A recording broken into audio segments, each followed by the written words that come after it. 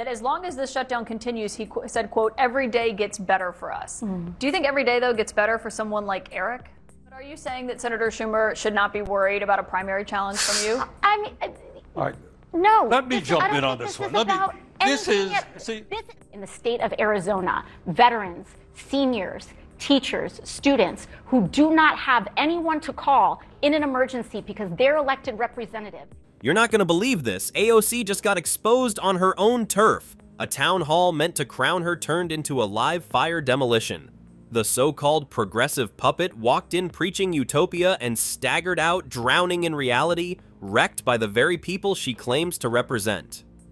And the knockout came from CNN's own host, who tore through her talking points, cornered her with real-world questions, and left her visibly humiliated on live TV. What CNN just did to AOC at her town hall with Bernie Sanders was absolutely diabolical. It was supposed to be a victory lap, CNN's grand progressive showcase featuring AOC and Bernie Sanders, the self-declared champions of the people. They came looking for applause, but the script collapsed the moment the questions got real. What do you suggest government workers do for food money when the paychecks stop coming?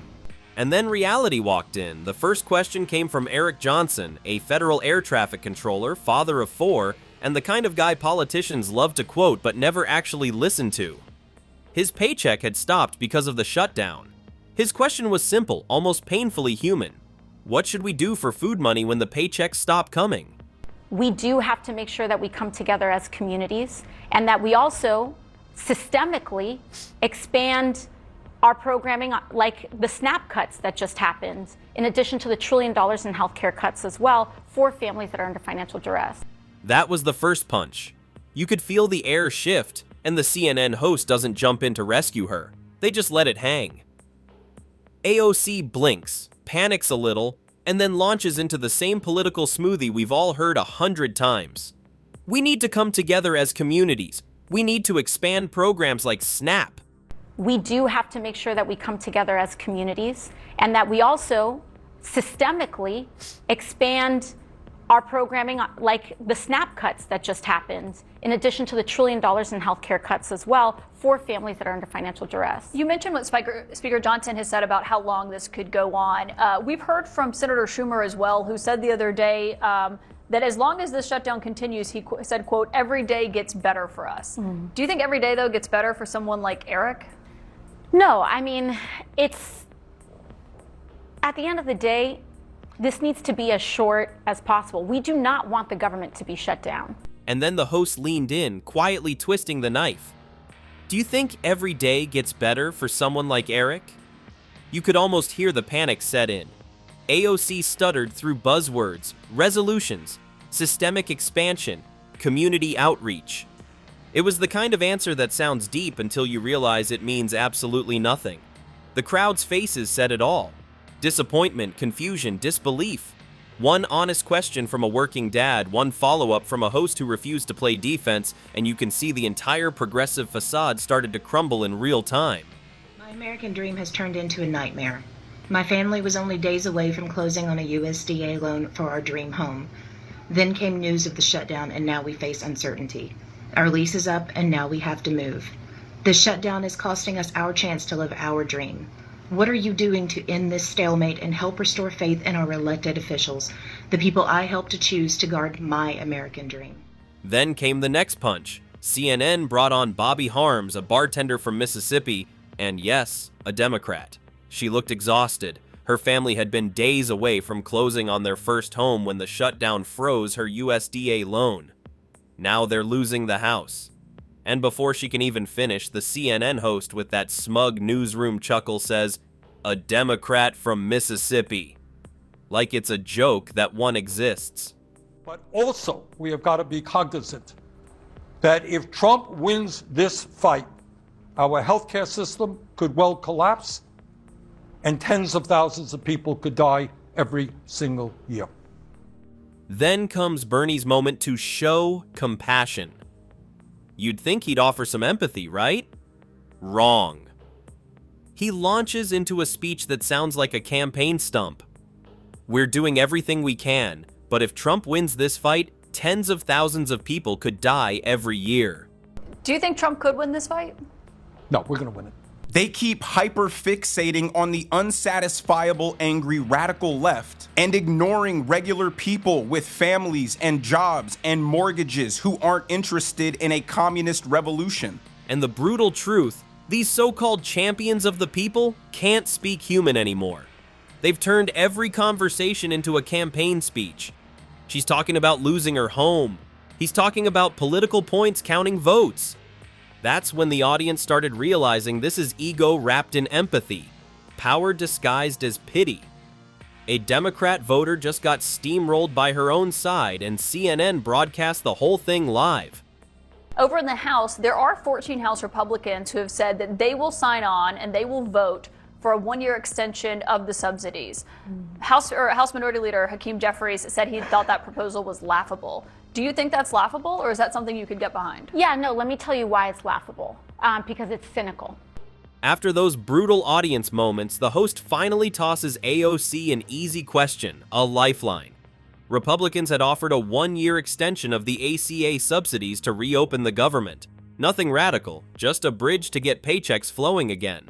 And so I will not accept a measly one-year acceptance a measly one-year extension of the ACA. She brushed off the idea like it was beneath her, sneering at it as a political stunt. The crowd expected solutions. She delivered ideology. You could see it on her face. She wasn't thinking about struggling families or empty kitchens. She was thinking about optics and power. The host doesn't even have to go for the jugular. The question alone exposes her. So you'd reject that deal? Clean, simple, lethal. And AOC's tone hardened, her smile vanished, and she dug in. She made it clear she'd rather drag out the shutdown than take a deal that didn't give her everything she wanted. That's not public service, that's political blackmail. They want to extend these subsidies just a year extra so that people don't realize the dupe that they are pulling on everyone, so that they can all re-elect themselves and allow those things to expire the moment that they win re-election. And the irony? These are the same people who call Trump authoritarian. Yet here she was, perfectly comfortable holding an entire country hostage to prove a point. CNN didn't need special effects, they just let her talk. And in doing so, they exposed what her movement really runs on: ego, control, and a complete disconnect from the people she claims to represent. So you won't accept 1 year. I know, Senator, you've said that you believe they should be permanent, but in terms of what actually happens next year, what do you need to see for the government to be reopened? Can you walk me through what that looks like? I have a radical idea. You ready for a radical idea? Just when it looked like things couldn't get worse, the CNN host handed Bernie the mic, and it went straight off the rails. A young man in the audience asked a fair, simple question. How does this government shutdown reflect on Chuck Schumer's leadership? You'd think Bernie, the man of the people, would own it, maybe take some responsibility. Nope.